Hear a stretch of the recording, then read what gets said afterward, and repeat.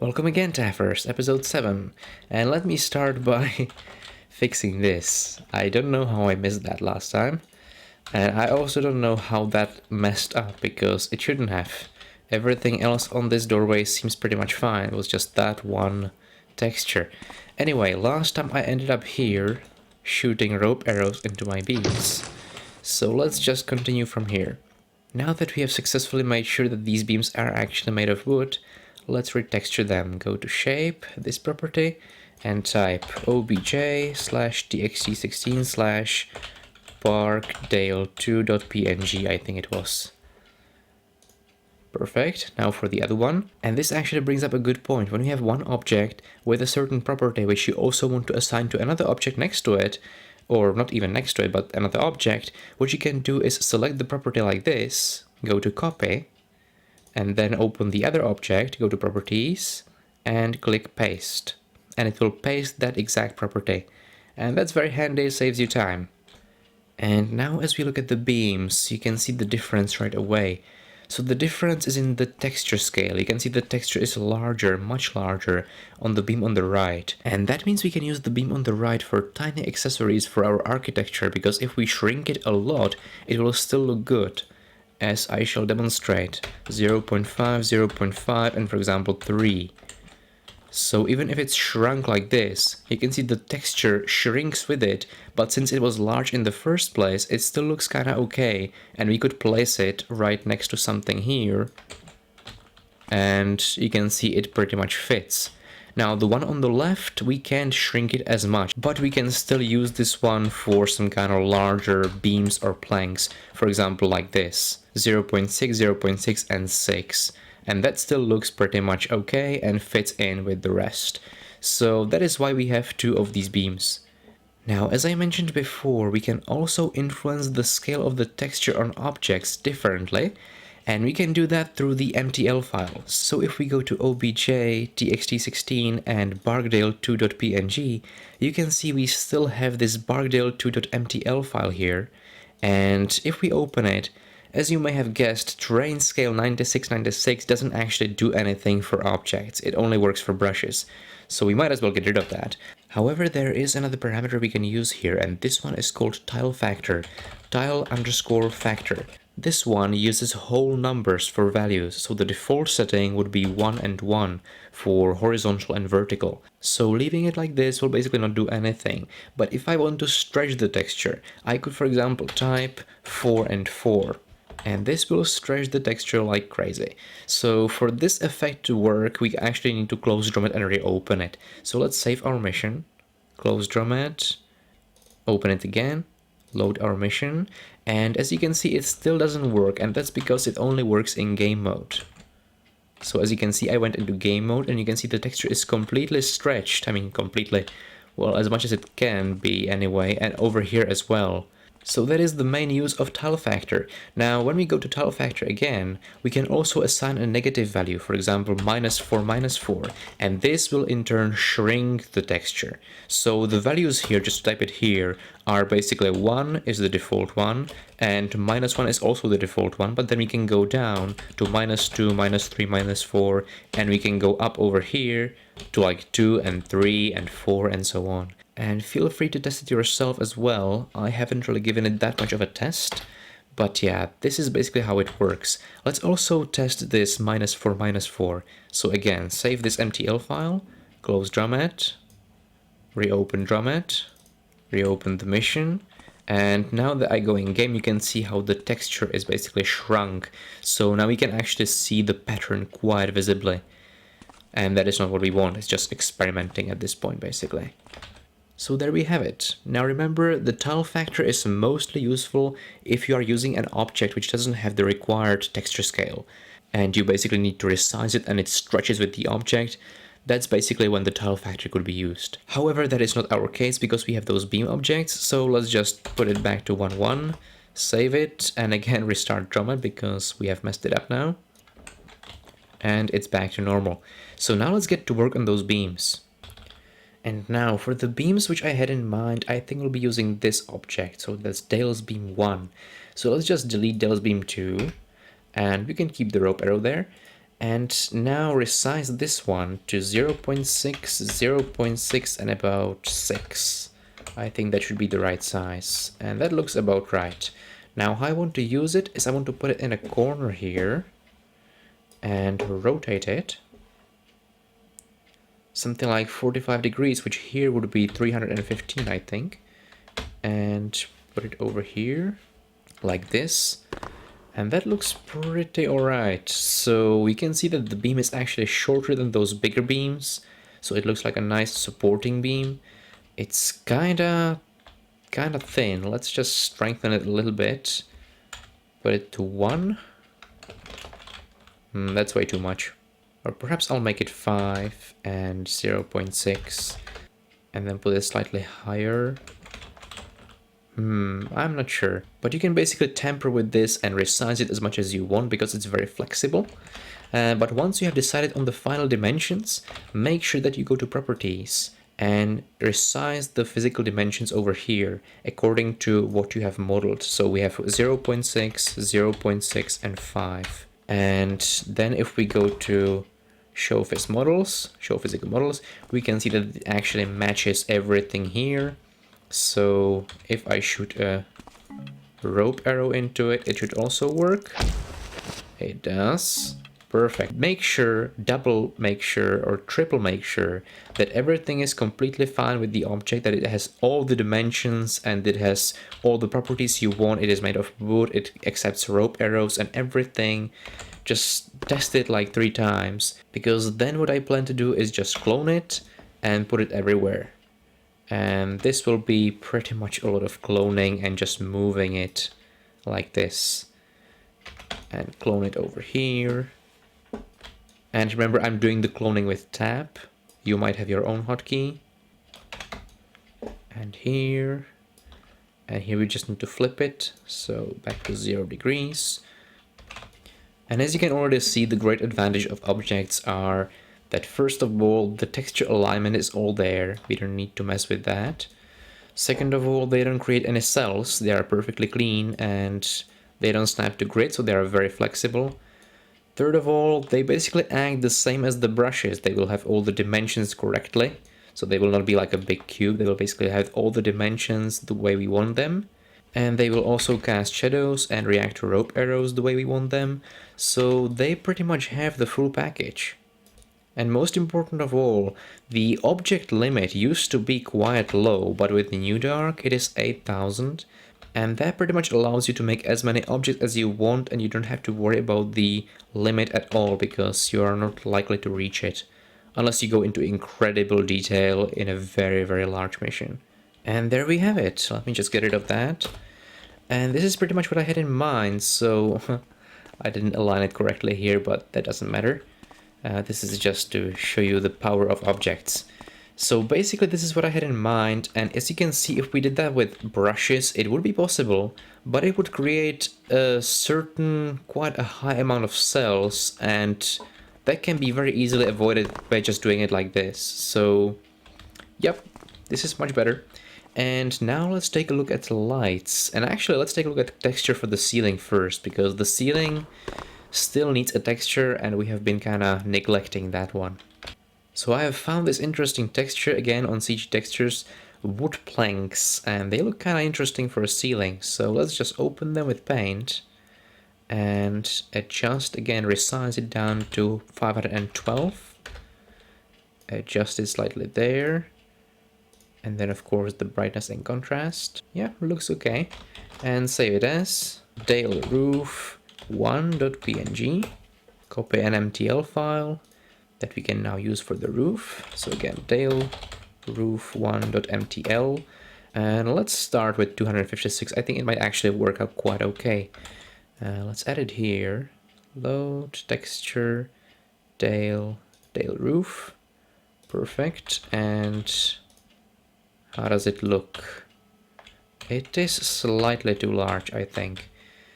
128 might do the trick here. Let's see. Oh, and by the way, I forgot to mention one thing about the MTL files. When you have a square texture like this one, you don't actually need to specify both of those values. You can just type in 128 once and it will basically take this value for both the horizontal and the vertical. So that saves you a little bit of time. However, I already got into the habit of typing both values regardless of whether I have a square texture or not. So it doesn't really matter, you can type in both or just one. Makes no difference, so might as well just type 1 and reload this to show you that it actually works that way. So it is now on 128. And now before we forget, let's add all those textures into the object hierarchy. And I think they might already be all hanging out over here in the missing category. Yep, there they are. Doorway Dale, Barkdale, and Dale Roof. So let's just delete them from here. Go to textures, under wood, because they are all made of wood. And let's start adding them here. tfam/dale/barkdale1. Now remember, when we are adding textures into the object hierarchy, we do not need to specify the PNG extension. And actually, if we do, it doesn't work, so don't specify the PNG extension here, just the name of the texture. And click OK. The next one is tfam/dale/dale-roof1. And the last one, tfam-dale doorway-dale1. What a name. Put it there as well. And now let's test them. This one works. This one does as well. Perfect. And let's try this one. Great. Okay, so sometimes if it doesn't work, just compute the pathfinding database and then compute everything else, optimize and all that kind of stuff. And if it still doesn't work, then just make sure you spelled it correctly in the object hierarchy when you were adding it. Okay, now let's take a look at how this place would actually look if we added some Defi lights. Now, as I may have said before, lights are a big subject, but we're just going to take a look at one tiny part of it, and that is a torch. So either go to the object hierarchy and type torch into the filter here, or you can go over here and type find_obj torch. And that should get you straight here toward this torch object. Now create it and place it in the world. Now, as you may have guessed, a torch has a lot of properties in it, but as you may have noticed, it also has other objects attached to it. And that's very tricky when you try to move the torch, because when you try to move it, make sure you're actually moving the big square or rectangular yellow shape, like this. And as you can see, the attached objects, which are the flame and the smoke, they'll move after the torch as you move it. But just make sure that you don't actually select the flame inside it and move it somewhere else, because that would look just weird. So make sure you always select the torch itself and the rest will move. Now, when you try to go in-game, Dromed will ask you if you want to relight the level, and that is basically the option that we discussed here earlier, relight level, right there. And yeah, we might as well do that. Because with the lighting toggled like this, we will not see any difference. But if we go into Ctrl-Shift-O, you can see the difference right now. Now go back, toggle the light back, and let's first place the torch up against the wall so it's placed properly. And for example, this wall here. Okay, there, that looks good. And now we need to set some properties to the torch. So if you go to properties, you can see all these properties it has, and don't worry about that, just go over to anim light. So every light object, like a lamp, torch, chandelier, has either anim light property or just light property, but they are very, very similar. If you open that, you have this window here. Again, no need to worry about most of it for now. Let's just focus on two crucial items here. The first one is brightness, maximum brightness for that matter. Now, brightness is basically how bright the light is. That's pretty self-explanatory. If I set it to something like 10, for example, let's take a look at how the torch actually appears now. Again, relight the level, and do that. So you can see this feeble light is really pretty pathetic. So let's go back and change it, go to properties again. Double click this and put it back to 100. I think 100 is pretty much fine for a torch. Maybe 120, maybe 80. Really, you can test this on your own and sort of find a value that you like. Now the other parameter we need to make sure is specified is this radius over here, because it is by default set to 0, and when it's set to 0 it stands for infinite. That means that when you put a light in and you forgot to set the radius, the light will just go on and on and on down the corridor, it will never end and there will be no shadows, and that is a tragedy. So let's just make sure to set this to something. Radius is in feet. So let's see what happens if we leave the brightness at 100 and set the radius to like 2 feet or 3 feet and hit enter. And again, Ctrl-Shift-O, relight, and now we can see the effect. So it's very bright, it's 100 brightness, but it has only 3 feet of radius. Again, kinda unrealistic. But you basically get the idea of how you can create shadows with this thing, right? So let's just set the torch to some proper values this time. That would be, for example, 13 feet. I think the corridor is 14 feet wide, so this should work pretty well. Let's again relight the level, it will ask us to do so. And we can see how that works. And it actually, this is interesting, because as the light has 13 feet radius, it manages to reach the opposite wall, but just in the center. Because the radius is like a sphere, basically. Sphere with 13 feet.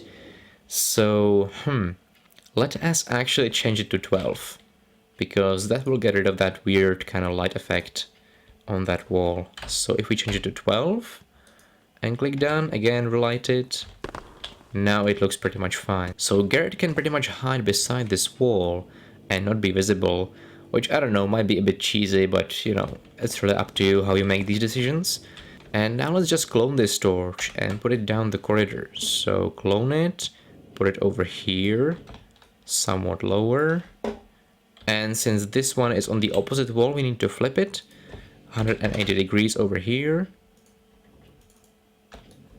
Make sure it's on the wall, and again with tab we clone it and put another one down here, for example. And of course you can put your torches anywhere you want, those kind of decisions are really up to you.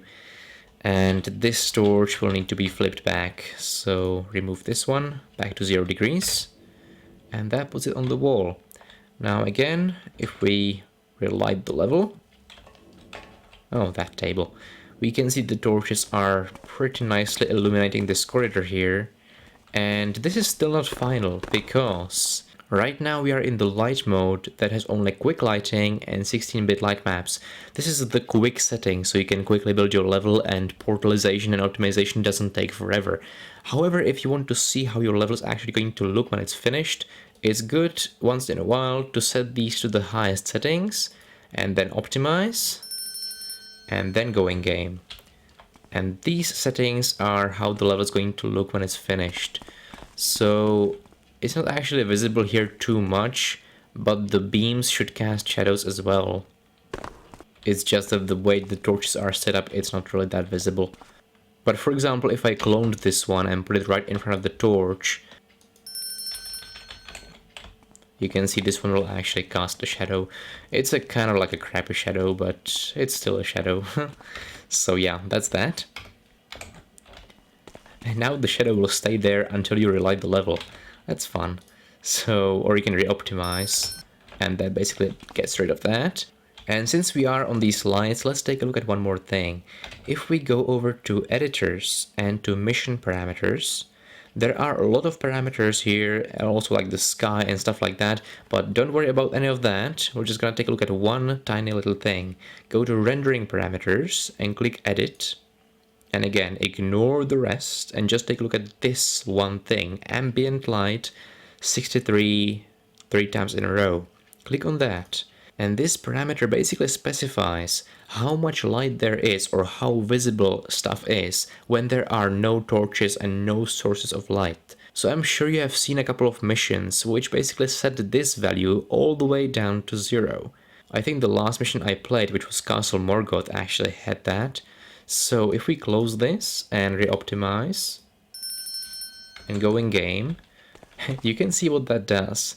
Basically, the torches are lighting the way, and where there are no torches, you can see jack crap, nothing. So that creates quite a nice effect, because I think there is the doorway somewhere here. Yeah, I'm going down the stairs. but I can't really see anything.